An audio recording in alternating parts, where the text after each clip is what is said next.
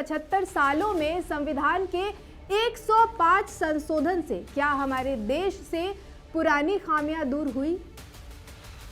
अगर कानून को गलत तरीके से तोड़ा मरोड़ा जा रहा है तो फिर लूप होल्स कहां हैं? कानून में या फिर इसके लागू करने के तरीके में? जब डॉक्टर भीमराव अंबेडकर ने खुद संविधान को जलाने की बात की थी, लेकिन सवाल यह है कि आखिर उन्होंने ऐसी बात की ही क्यों? विश्व के सबसे बड़े संविधान का खिताब हमने पाया है, पूरे विश्व में लोकतंत्र का डंका हमने बजाया। इसमें बताए नियमों को अपने जीवन में अपनाएं, थाम एक दूसरे का हाथ, आगे आगे कदम बढ़ाएं। आओ तिरंगा लहराएं, आओ तिरंगा फहराएं। अपना गणतंत्र दिवस आया है, झूमे नाचे खुशी मनाएं। नमस्कार, मैं हूं मीनू वर्मा। आप सभी को oneworldnews.com की तरफ से गणतंत्र दिवस की हार्दिक शुभकामनाएं। 1950 में 26 जनवरी के दिन हमारे देश का संविधान लागू हुआ था। तब से आज तक हर साल इस दिन को हम गणतंत्र दिवस के रूप में मना रहे हैं। संविधान, जिसे जीवित दस्तावेज भी कहा जाता है, जिसने न केवल भारतीय समाज के विकास को आकार दिया है, बल्कि बढ़ते सामाजिक रुझानों और पैटर्न का भी इस पर असर देखा जा सकता है। यूं तो कई देशों में संविधान को प्रासंगिक बनाए रखने के लिए पुराना संविधान बदलकर नया संविधान अपना लिया जाता है, लेकिन वहीं भारत में इसे जीवित रखने के लिए लगातार संशोधन किए जाते रहे।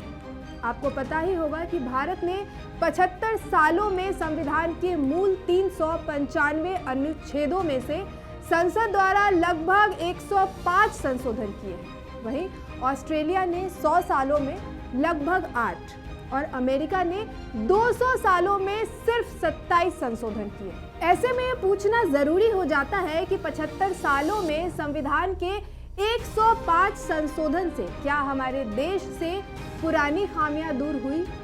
क्या संविधान को पहले से ज्यादा उदार बनाया गया या इसने समाज को पहले की ही तरह चलने दिया? कई लोग दावा करते हैं कि संविधान तो अच्छा है, लेकिन अयोग्य नेताओं, नौकरशाहों और पेचीदा न्याय प्रक्रिया के कारण इसे सही से लागू नहीं किया जा सका। कई बार इसकी व्याख्या में भी अंतर देखा गया है। अगर मैं माधव खोसला की किताब इंडियन कॉन्स्टिट्यूशन की बात करूं, तो माधव खोसला अंबेडकर का हवाला देते हुए लिखते हैं कि संविधान कितना भी अच्छा क्यों न हो, अगर इस पर काम करने वाले लोग ही खराब होंगे तो यह खराब होगा, और संविधान कितना भी खराब क्यों ना हो, अगर इसके लिए काम करने वाले लोग अच्छे होंगे तो यह अच्छा होगा। अब ये तो वही बात हो गई कि हमारे यहाँ एडमिशन कट ऑफ 98% है और फिर हम ये भी कह दें कि हम ही बच्चों को टॉपर बनाते हैं। भाई, अगर वो इतने ही अच्छे होंगे तो संविधान की शायद जरूरत ही नहीं पड़ेगी, और अगर वो इतने भ्रष्ट हैं और संविधान का इस्तेमाल गलत तरीके से कर रहे हैं तो फिर सवाल ये है कि सशक्त होने की जरूरत किसे है? अगर कानून को गलत तरीके से तोड़ा मरोड़ा जा रहा है तो फिर लूप होल्स कहां हैं? और अगर इतने संशोधनों के बाद भी हम कानून के गलत तरीके से इस्तेमाल होने से नहीं बचा पा रहे हैं, तो आखिर दिक्कत कहां है? कानून में या फिर इसके लागू करने के तरीके में? अब कोई इस बात की आड़ तो नहीं ले सकता ना कि अच्छे इरादों और अंतिम सामाजिक परिणामों के बीच की खाई के लिए कोई दोषी ही नहीं है, क्योंकि संविधान का एक काम समाज के सभी वर्गों को समान आकार देना है। लेकिन आज भी लगभग 30% लोग गरीबी में जी रहे हैं, और अगर हम मूलभूत जरूरतों जैसे कि शिक्षा, स्वास्थ्य और घर को जोड़कर देखें तो लगभग 40% अतिरिक्त लोग ऐसे हैं जो इस श्रेणी में आ जाएंगे, जिनके लिए खराब फसल, उच्च मुद्रास्फीति या परिवार में आई बीमारी उन पर कहर बरपा सकती है। आज जब अपना भारत 75वां गणतंत्र दिवस मना रहा है तो भी देश में आय, धन और राजनीतिक शक्ति में असमानता लगातार बढ़ती ही जा रही है। अच्छा, आपको पता है न्यायपालिका और कार्यपालिका के बीच इस बात पर एक लंबा विवाद रहा है कि संविधान का अंतिम फैसला देने वाला आखिर कौन है? बता दें कि सुप्रीम कोर्ट की संविधान की व्याख्या केवल दस्तावेजों पर आधारित नहीं है, यानी बस जो संविधान में लिखा जाता है सुप्रीम कोर्ट सिर्फ उसी की व्याख्या नहीं करती, बल्कि कई बार इसने संविधान निर्माताओं यानी जिन्होंने संविधान को बनाया है उनकी मंशा, उन्होंने क्या सोचकर ये लिखा है उस पर भी विचार करती है। कई बार सुप्रीम कोर्ट ने संविधान को रचनात्मक रूप से अपनाने की तरफ अपना झुकाव भी दिखाया है। क्या आपको पता है कि सुप्रीम कोर्ट ने 1973 के केशव नंदा भारती मामला और उसके बाद 1980 के मिनर्वा मिल्स मामला में संविधान की मूल संरचना का सिद्धांत कोर्ट को खास निर्णायक शक्तियां देता है, क्योंकि लोगों का प्रतिनिधित्व करने वाली चुनी हुई संसद संविधान संशोधन की शक्ति तो रखती है, लेकिन सुप्रीम कोर्ट इस सिद्धांत के तहत संविधान के मूल भाव से छेड़छाड़ करने वाले किसी भी संशोधन को निरस्त कर सकता है।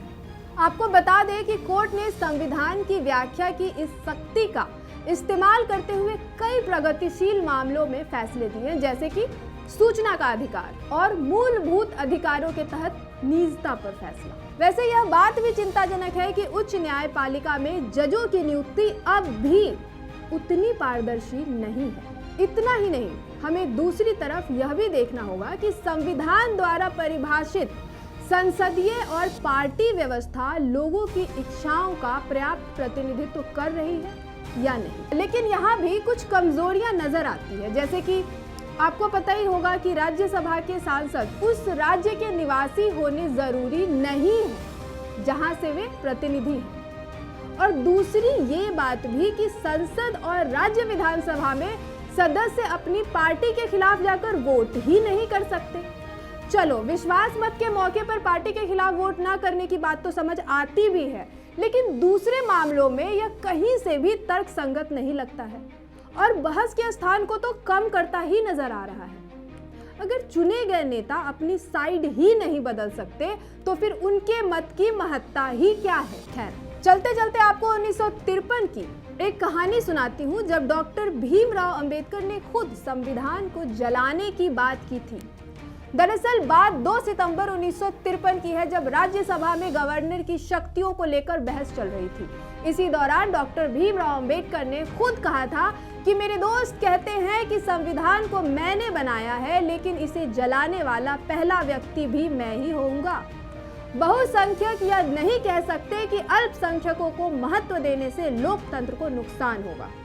असल में अल्पसंख्यकों को नुकसान पहुंचाना सबसे ज्यादा नुकसानदायक होगा। ये शब्द भीमराव अंबेडकर के थे। खैर, यूं तो आपको पता ही होगा कि अंबेडकर हमेशा से बहुसंख्यकों द्वारा अल्पसंख्यकों पर अत्याचार के सख्त खिलाफ थे, लेकिन सवाल ये है कि आखिर उन्होंने ऐसी बात की ही क्यों। तो आपको बता दें कि मार्च 1955 में एक बार फिर यह मुद्दा राज्यसभा में उठा कि आखिर अंबेडकर के ऐसा कहने के पीछे क्या वजह थी। तब बाबा साहब अंबेडकर ने कहा कि पिछली बार मैं आपको संविधान जलाने के कारण नहीं बता पाया था। दरअसल वह बात कहने के पीछे कारण यह था कि अगर हम भगवान के रहने के लिए कोई मंदिर बनाते हैं, लेकिन उसमें कोई राक्षस आकर रहने लगे, तो ऐसे में हमारे पास मंदिर तोड़ने के अलावा कोई रास्ता नहीं बचेगा, क्योंकि हमने तो मंदिर भगवान के लिए बनाया था, राक्षस के लिए नहीं। ये शब्द डॉक्टर भीमराव अंबेडकर थे। बता दें कि दरअसल उस समय अंबेडकर संविधान में किए गए कई संशोधन से नाराज थे। उन्हें लगता था कि अगर संविधान को सही से लागू नहीं किया गया तो देश की 5% आबादी लोकतंत्र पर कब्जा कर लेगी और 95% आबादी को लाभ नहीं मिल पाएगा। खैर, ये तो थी भीमराव अंबेडकर की बात और ये था उनका मानना, लेकिन इस मुद्दे पर आपका क्या कहना है कमेंट करके हमें ज़रूर बताएं। पसंद आया हो वीडियो तो लाइक करें और हमारे चैनल को सब्सक्राइब करना बिल्कुल ना भूलें। शुक्रिया। Press the bell icon to never miss a video from One World News.